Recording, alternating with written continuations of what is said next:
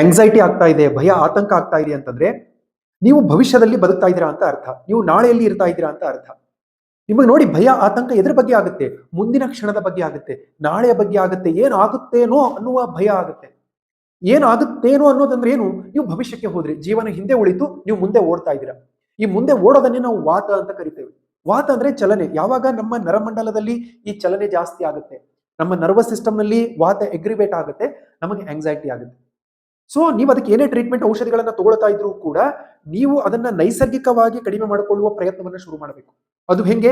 ಒಂದು ನಿಧಾನತೆಯನ್ನು ತಗೊಂಡು ಬರೋದು, ಒಂದು ಸ್ವಲ್ಪ ಅರಿವನ್ನ ಮೂಡಿಸ್ಕೊಳ್ಳೋದು, ಆ ವಾತದ ಎನರ್ಜಿಯನ್ನ ಬ್ಯಾಲೆನ್ಸ್ ಮಾಡ್ಕೊಳ್ಳೋಕೆ ಆಹಾರ ಕ್ರಮವನ್ನ ಯಾವ ರೀತಿ ಪಾಲನೆ ಮಾಡ್ಬೇಕಂತ ಅರ್ಥೈಸಿಕೊಂಡು ಒಂದು ಒಳ್ಳೆಯ ಡೈಟ್ ರೂಟೀನ್ ಅನ್ನ ಫಾಲೋ ಮಾಡೋದು, ಆ ವಾತ ಅಗ್ರಿವೇಟ್ ಆಗದೇ ಇರೋ ತರ.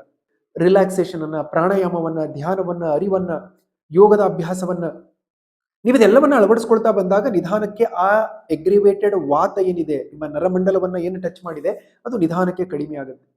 ಸೊ ನಿಮ್ಮ ನರಮಂಡಲ ಪ್ಯಾರಾಸಿಂಪೆಥೆಟಿಕ್ ಮೋಡ್ ಬರುತ್ತೆ, ಪ್ಯಾರಾಸಿಂಪೆಥೆಟಿಕ್ ನರ್ವಸ್ ಸಿಸ್ಟಮ್ ಆಕ್ಟಿವೇಟ್ ಆಗುತ್ತೆ, ಆವಾಗ ನೀವು ರಿಲ್ಯಾಕ್ಸ್ ಆಗ್ತೀರಾ.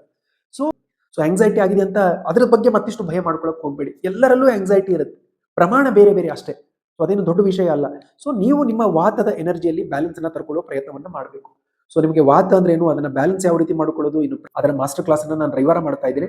ಕೆಳಗಡೆ ವಾಟ್ಸ್ಆಪ್ ಗ್ರೂಪ್ ಲಿಂಕ್ ಇದೆ, ಗ್ರೂಪ್ಗೆ ಜಾಯ್ನ್ ಆಗಿ.